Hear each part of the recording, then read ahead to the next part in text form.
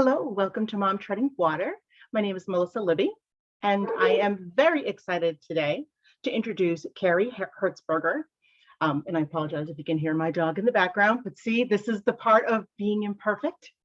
Carrie today, I'm so excited to have her. She is going to be talking to us about the importance of getting your kids outside and hopefully can expand on how do we get them outside easier, because I can speak to that it's not always easy for me. So Carrie, welcome and thank you so much for joining us today. Thank you for having me here. I'm really excited to talk with you, and I'm so glad your dog barked first because I'm sure mine will too. So you are the founder of Go Outside Now. Indeed, Yes, I am. Yes. Okay, so what prompted you to start your program? Well, I have two kids, 6 and 4, and I currently homeschool my kids. But had you asked me, I don't know, 10 years ago, 8 years ago, I would have said, oh, no, I'm never homeschooling. I was like so against it. But long story short, I taught for 10 plus years in public, private, and non-public schools. I then accidentally started a thriving tutoring business. And the more I just got sucked into the school thing, the more I saw it just wasn't for our family. And I started just bonding with nature and taking my kids out and us wanting to spend more and more time outside. And through COVID, I started nature camps because my former students, all their camps were canceled and their parents were like, so Carrie, what are you doing with our kids? I worked in a small school for a long time, and I befriended a lot of the parents, and I have relationships with the kids and the parents. And so I started nature camps, and it just kind of kept going until I realized that outside time is something families are really craving, but they're not necessarily sure how to get out the door, because getting outdoors is often the hardest part. So they sit around and they're like, I know this is going to be exhausting just to get out, so I don't even want to get started. And then some parents have questions around, well, what should I do when we're outside? You know, will my kid be learning? Are we wasting learning time? How do I keep safe? Just all sorts of things. So my Go Outside is all about teaching parents how to get out the door easier. And that may not look like how you think. I'm not saying, step 1, pack up. Step 2, get in the car, not like that, but how to make lifestyle changes that are going to make getting out the door easier for your family so you can come together in connection. And then once you're outside, what do you do? Really with the big intention of active, unstructured play and exploration. But I kind of like the bridge between what you do with your kids and then how they take the journey from there. So how did you figure out what was starting with point 1 about how to actually get your kids outside easier? How did you come across that epiphany almost? Desperation. With my first child, who is now 6, it was always easy. I mean, I think to some extent it's always easier when you have one, but she was just really easygoing, liked anything we did, like being outside. So no big deal there. But then we added to our family. We have a second child, and she was just not as excited about being out. She was less flexible of a sleeper, so we really had to come home for nap times. She likes being out and about, out of the house, whether it's outside or anywhere else, a lot less than my other child does. She's just different. Her personality is different. And you put the two together and it has really become a struggle in figuring out how to balance.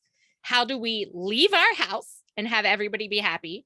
And how do we stay home and have everybody be happy? Because some of us like to be out, some of us like to be home, and then add in the elements and all the sensory issues that come with being outside and the clothes and whatever. We just kind of got desperate, and I had to start looking for things that worked. And that's so interesting you say that, because my son is definitely not as much of the outdoors guy, but my daughter definitely does like that more.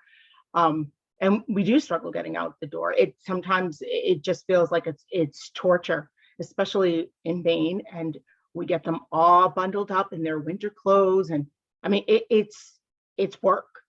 It And then takes a long time. And then sometimes they're out there for 5 minutes. they are, or someone has to pee when they're all dressed. Right. And you're Right. like, no.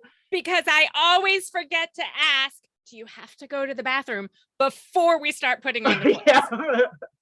Yep, I know that road. Yep. So do you feel like when you guys are taking those big, not even big excursions, but going out and going to explore nature, do you bring tons of stuff with you? Do you minimalize that? I prefer the less is more kind of in all aspects of life. I generally try and have a few things like extra clothes. Sometimes those stay in the car, but they're there in case we need them, because I have had kids get soaking wet in, nearly 0-degree weather, and that's not good. No, that is very bad. So extra clothes is one thing. Another thing is snacks, because kids like to eat, right? And we know as soon as we leave the house, I'm hungry. So, but I've really kind of had a transformation around the snack thing. I used to pack like full lunches. And a lot of times the stuff wasn't getting eaten. And I've learned that we do better with snacks. And almost all of our eating is now taking the form of snacks. And I find that A, it's easier to pack. Yeah. B, my kids eat more nutritiously when it's in the form of snacks, because they'll have some avocado, they'll have some cucumber, they'll have some carrot, they'll have some nuts.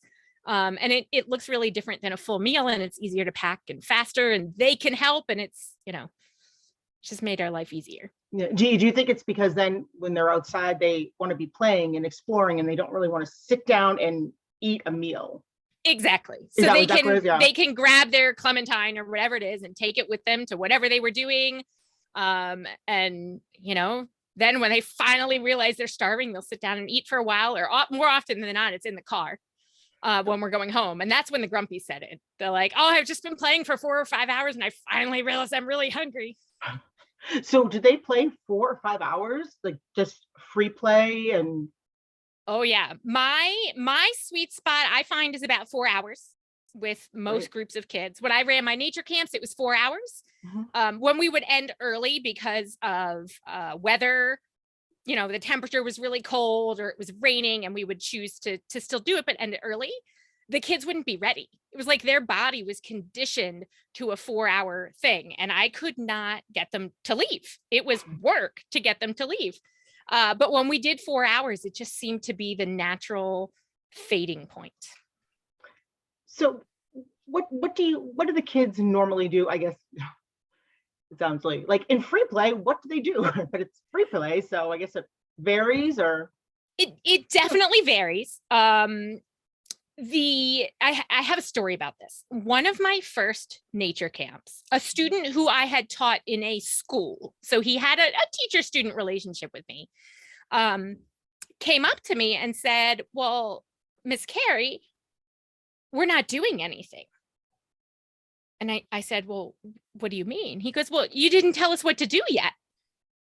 And I said, well, what would you like to do? And he said, catch fish. And I said, okay, go ahead. And there he went off, and I think he spent the next week trying to catch fish with his bucket. Good for him. And I mean, was really invested in it. It was not because he didn't know what else to do, but that was his thing. And he was just, how many little fish can I catch in my bucket and then let them go?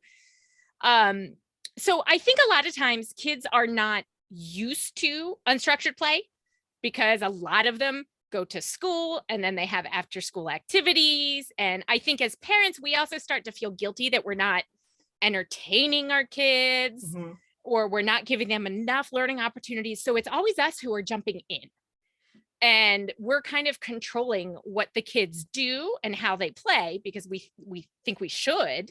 Yeah. And then the kids don't know what to do. But typically for most kids, if you actually give them space to get through the I'm bored and I don't know what to do, or the what should I do, they will find something to do. So I mean, a lot of times they will climb, climb trees if available, climb rocks is a big thing. They're drawn to what is developmentally appropriate for them to be developing. So you'll see like toddlers and preschoolers balancing, climbing on things and jumping off. Older kids, probably more climbing trees. I have some of my older kids are now interested in like woodwork, whittling, doing things with knives, ropes, stuff like that. Water is a lifesaver. Kids always find something to do around water, whether it's, you know, getting wet, skipping rocks, finding creatures, making potions.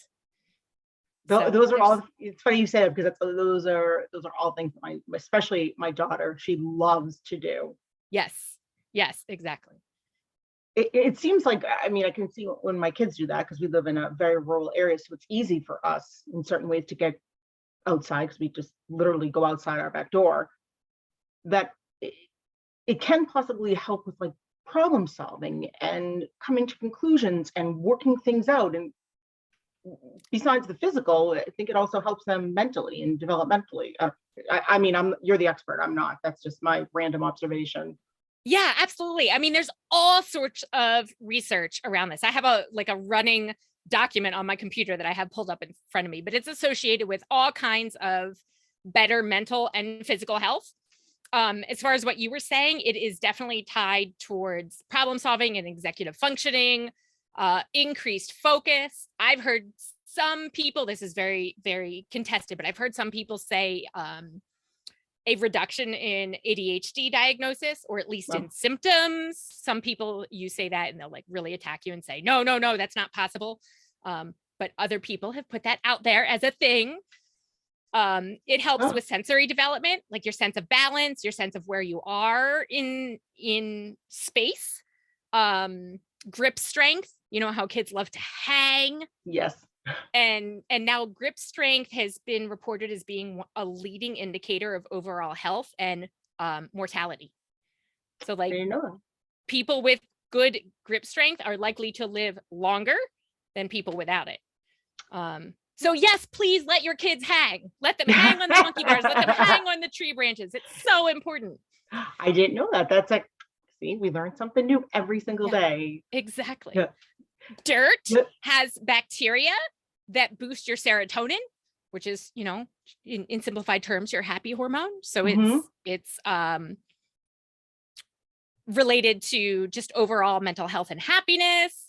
Vitamin D, there's some crazy number. I don't know what it is exactly. Maybe like 80%, 67%. Don't quote me on that. Of kids are vitamin D deficient. And there's so many diseases and problems that are related to vitamin D deficiency. So there's an infinite array of health benefits from being outside.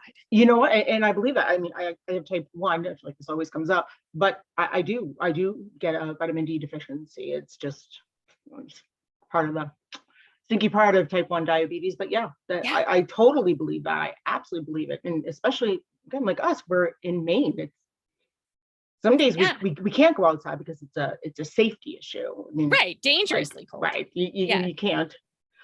But for people like me, city gals like me, what can you do? What services do you offer to help someone like me, like, be able to embrace that a little bit more? Because I know that I am the parent that you were, or that kind of thought process of, we need to have all these things, we need to do this, and we need to watch our kids, and we feel bad if we don't have something like planned. And yeah, so I offer go outside family unit studies, and it's just a e-product delivered to your email.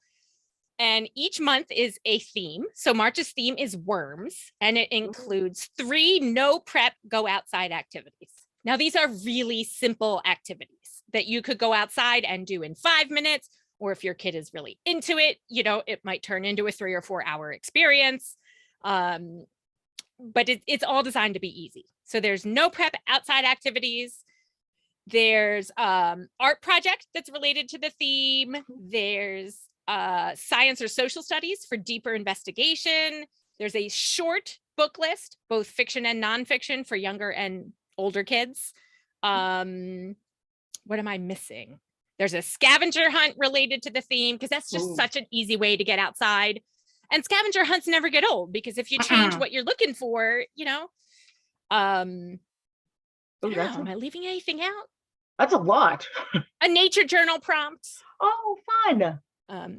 But they're all designed to be quick and easy. The art projects are generally things that you would have at home. It's not going to be expensive.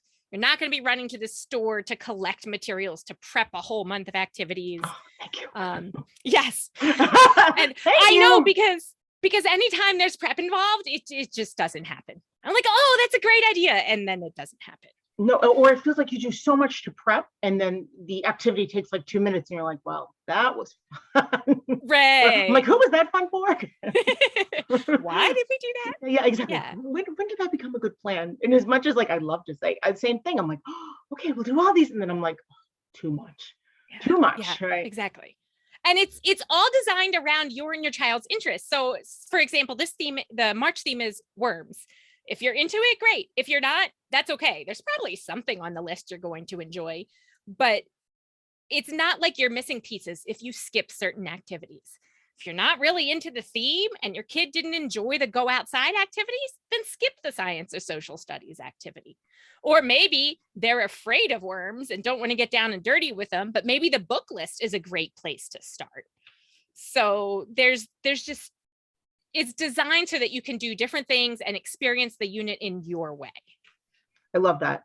And I'll include that information in the show notes, so folks can contact you as well as on our Facebook page. Now, you mentioned something that you might have something for our listeners and viewers. I do. Ooh. I have your Go Outside Now guide. And because I know it can be hard to get outside and there's all these excuses that pop up, right? Like time, I don't have enough time. I know, I feel that way too. The weather's not perfect. In some cases, it's dangerous. Yes. I don't know what to do once I get out there, or my kids are different ages. How do I blend their interests outside? I have a really quick Go Outside Now guide that kind of helps you rethink about some of those things. And if you download that, it's free. If you download that, it puts you on my mailing list. And my mailing list, you get two, I don't know what to call it, 2 lessons a month where I'm teaching you about these lifestyle changes that you can make that are going to help you get outside more.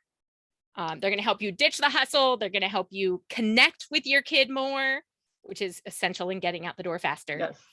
So that you can go outside. Things like how you can minimize your stuff, and that'll help you go outside faster or get out the door faster for anything. Work, school, all of those things. It works for everything.